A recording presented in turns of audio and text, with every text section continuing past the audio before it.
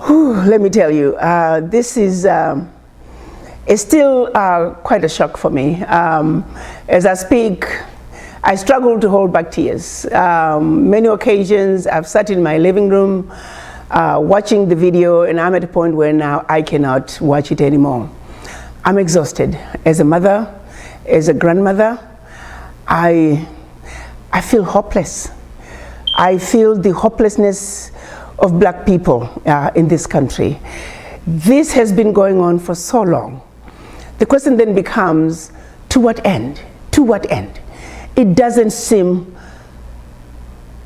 to just come to an end. At what point are we going to get a break? At what point are black people going to cease to be endangered species, especially black men? And as I sit back and trying to figure out what would be the beginning, I can't help but find myself going back to our ancestors, going back to our current kings and queens, and saying, you know, a wrong was done centuries ago. It's been 400 years, and yet there's not a single way, a single pathway, a single country that you can say, if the children of Africa could just have hope. You see, for the African American, you can only trace them to the plantation. Their names take them to the plantation. It's almost as if they're just like a ship that's all sails, but no anchor. Until they reconnect with their roots, until they know that I can wake up tomorrow and say, I want to go home to Africa. And they can go home.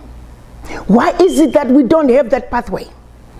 Why is it that we don't have that pathway? I woke up this morning and that's the one thing that was on my mind, to say, if only there could be a pathway where this sense of hopelessness that I feel and see that's palpable among black people in this country, and not only in this country, even in Europe, where black people are being hunted like wild animals. But that white man was comfortable, that white police officer was quite comfortable, looking so relaxed with his knee on George's neck, killing him slowly for 10 minutes, hands in his pocket like no big deal. I feel the hopelessness. I feel the exasperation. I feel the tiredness. My question to the African heads of states, what can we do to bring hope to your children who are in the diaspora? What can we do to create a pathway for those who are descendants of the formerly enslaved to say, you know what? If the going gets tough, I can always go home to Africa. To you, African leaders, you have the power of the pen. You have the voice to give to your parliaments, to create a pathway for your children, descendants of the formerly enslaved, to come home, to re-anchor them so they don't continue to feel like they're lost in the wilderness. We have that responsibility to pave that path. To our kings, from the Oni of Ife to the Osei Tutu of Ghana, to King Zulutini of the Zulu people, to the King of Swaziland, all around the continent, the King of Morocco, please, I need you to take a moment and listen to the voices of your children in the diaspora. They have been calling to come home for over 400 years. Please, answer their cries. They need to come home. And you can do it.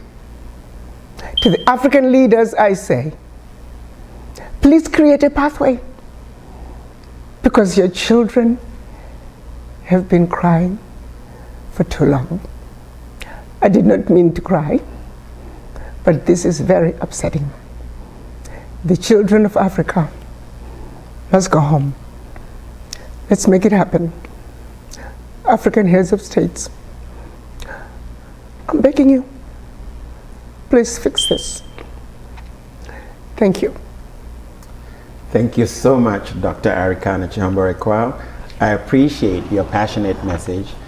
I cannot help but think that given the success of the year of return that we saw happen in Ghana in 2019, it makes me wonder what the other African heads of state are waiting for. Why isn't there a universal return, right of return to Africa for all the children of Africa? Even with Ghana, there is no pathway. It was just a presidential decree.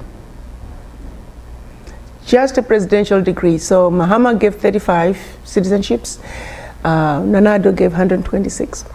There's not a single country that has a pathway. Not one. Well, thank you so much for your very passionate message and very emotional message. I did not mean to get emotional as well. Me too. As a journalist. But it is that type of a moment. It is a somber moment. We pray for the family of George Floyd. But it shouldn't just end at prayers. It should end at action. Thank you so much. Your message could not be clearer, and we hope that it will be heeded. And I turn it over to you for a last word. I would like to offer my condolences to the family of George Floyd, to the family of Arbery in Georgia, and to the families of many other young black men who have been murdered. My